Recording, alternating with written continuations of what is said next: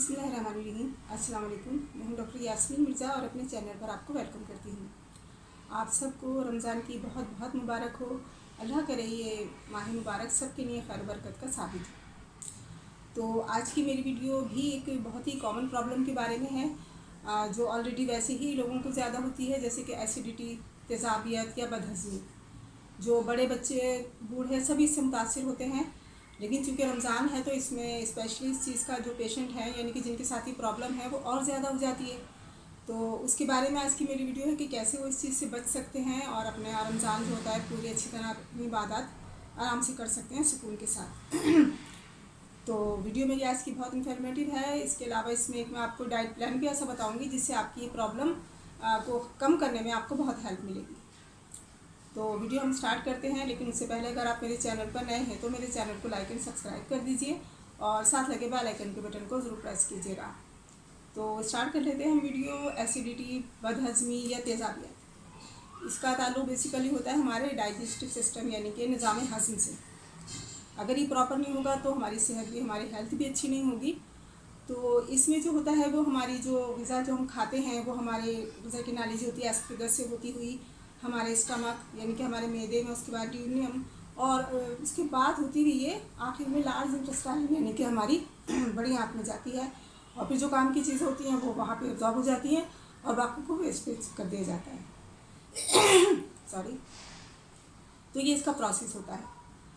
अब आम दिनों में तो ज़ाहिर लोगों के साथ ये मसला होता ही है, लेकिन रमज़ानों की मैं बात कर रही हूँ क्योंकि रमज़ान है तो इसमें जो होता है वो ज़ाहिर रोज़ा होता है, फास्टिंग होती है, तो उसमें काफ़ी देर तक खाया पिया नहीं जाता। तो जिनके साथ ये मसला होता है उनको भी ज़्यादा मसला शुरू हो जाता है और जिनके साथ नहीं भी है उन्हें भी ज़ाहिर है साल में एक ही बार रमज़ान आते हैं तो वो जब वो रोज़ा रख लेते हैं तो उसके बाद भी उनको थोड़ा सा मसला हो जाता है कि उनको खट्टी डकारें आ रही होंगी या पेट फूलने लगेगा, गैस की प्रॉब्लम हो जाएगी। तो ये सारे मसले हो जाते हैं। कभी कभार वॉमिट भी हो जाती है। तो वो रोज़े की वो बात नहीं रहती, यानी कि सुकून से बंदा जो होता है वो आराम से अपना रोज़ा नहीं गुजार सकता। तो उसके लिए जो होता है वो मेडिसिन भी है बहुत बेहतरीन, और जैसे डाइट प्लान की मैंने बात की, लेकिन इसके इन सारी चीज़ों में जो ज़्यादातर दखल होता है हमारे लाइफस्टाइल का, कि हम यानी कि काम में इतने बिजी होते हैं कि खाने पीने का भी हमारा कोई शेड्यूल नहीं होता, पानी का इंटेक कम हो जाता है, वर्कआउट बिल्कुल नहीं होता। लेकिन रमज़ानों में थोड़ी चीज़ मुख्तलिफ हो जाती है। रमज़ानों में ज़ाहिर 3 टाइम का होता है कि सहर, अफ्तार और डिनर। तो उसमें जो होता है वो लोग ज़ाहिर है कि पूरे दिन का रोज़ा होता है, उसमें फिर शुगर का इंटेक बढ़ जाता है। जब इफ्तार होता है तो बहुत तेज़ी से बहुत ज़्यादा मकदार में जो होता है लोग शरबत और ये कोल्ड ड्रिंक्स वगैरह या स्पाइसी फूड होते हैं बहुत सारे, तो ये चीज़ें खाते हैं, तली हुई चीज़ें खाते हैं, जिससे उनका जो होता है वो नेक्स्ट जो रोज़ा होता है वो उनके लिए ज़रा मुश्किल हो जाता है कि उनके साथ ही प्रॉब्लम भी हो जाती है। लेकिन सबके साथ नहीं होता, कुछ लोगों के साथ, बल्कि अक्सर के साथ आजकल ऐसा ही होता है। तो उसके लिए हमारे होम्योपैथिक में बहुत ही बेस्ट मेडिसिन है जो आप वैसे भी इसे इस्तेमाल कर सकते हैं एसिडिटी की कोई प्रॉब्लम हो, और स्पेशली रमज़ान में भी, वो है कार्बोवेज 30। इसे हम, क्योंकि वैसे तो 3 टाइम का होता है मील, लेकिन रमज़ानों में भी इसी तरह होता है लेकिन शेड्यूल मुख्तलिफ होता है। तो आप इसे अफ्तार के बाद ले लें, 2 से 3 कतरे थोड़े से गुनगुने पानी में ले लें, और इसी तरह आप इसके बाद डिनर के बाद इसे ले लें, और फिर जब सहर बंद करें यानी कि सहरी ख़त्म हो तो उसके बाद ये जो होता है वो सहरी ख़त्म हो जाए, खाना पीना जब रोकने लगे तो उसके बाद ये जो होता है आप इसके 2 से 3 कतरे इसी तरह पानी में मिला के ले लें। तो आपका जो सारा दिन होगा वो इंशाल्लाह बहुत अच्छा गुजरेगा, ऐसा कोई प्रॉब्लम नहीं होगी, यानी कि जिनके साथ ही प्रॉब्लम है उनको भी नहीं होगी, और जो बाकी लोग हैं उनके साथ भी ऐसा कोई मसला नहीं होगा, आराम से रोज़ा उनका गुजरेगा। अब इसके बाद हम बात कर लेते हैं कि जैसे मैंने डाइट प्लान की बात की, लेकिन उससे पहले एक मैं चीज़ आपको बता दूं कि इसमें कुछ लोगों के साथ वेट का भी मसला होता है, स्पेशली जो लोग पहले से ओबेस होते हैं।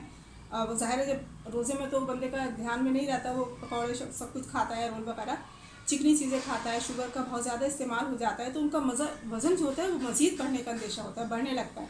तो थोड़ा सा उनको ख्याल भी होता है, लेकिन खाने के वक्त तो ख्याल नहीं आता, फिर बाद में कहते हैं कि हमारा वज़न बढ़ जाएगा।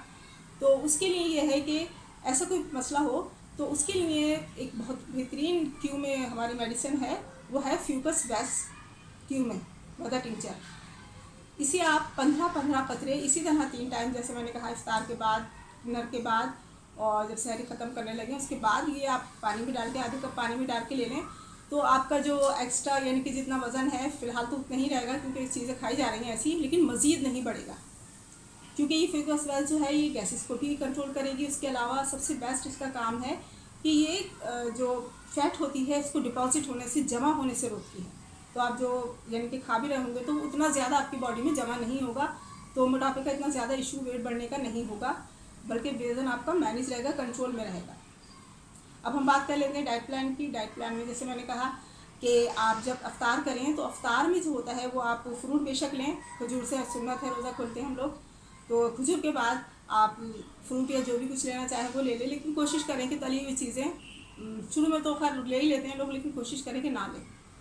और जहाँ तक शुगर की बात हो रही है तो कोल्ड ड्रिंक हो या शरबत हो, सब में नॉर्मल से ज़्यादा चीनी डलती है, शुगर, तो उसकी जगह फिर मैं आपको एक ऐसा ड्रिंक बता देती हूँ जो आपको एनर्जेटिक होगा, यानी अपना एनर्जी भी रहेगी, रोज़े में आपको कोई वीकनेस वगैरह भी फील नहीं होगी, क्योंकि गर्मी का मौसम है। तो उसके लिए ये है कि आप रोज़े से पहले यानी कि जब ज़ोहर की नमाज़ पढ़ लें तो उसके बाद 1 चम्मच चिया सीड, तो कुल्लंगा के बीज जो होते हैं वो आप 1 चम्मच पानी में भिगो दें, आधे गिलास पानी में, और रोज़े से तकरीबन इसको 1 घंटे भीगने दें। और रोज़े से पहले उसमें जो होगा आप थोड़ा सा 2 स्लाइस होंगे बारीक से नींबू के काट के डाल लें, 1-2 खीरा या कोकम्बर के 2-3 पीस डाल के, और उसमें आप चीनी नहीं इस्तेमाल करेंगे बल्कि शहद आप डाल लें, या गुड़ भी डाल सकते हैं, क्योंकि सवा गुड़ है या वैसा भी हो तो वो गुड़ डाल लेंगे, थोड़ा सा 1 चम्मच शहद, तो थोड़ा सा उसका टेस्ट चेंज हो जाएगा।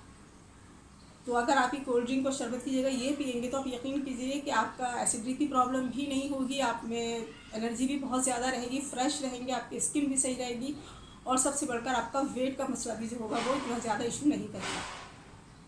इसके बाद आ जाते हैं हम डिनर की तरफ।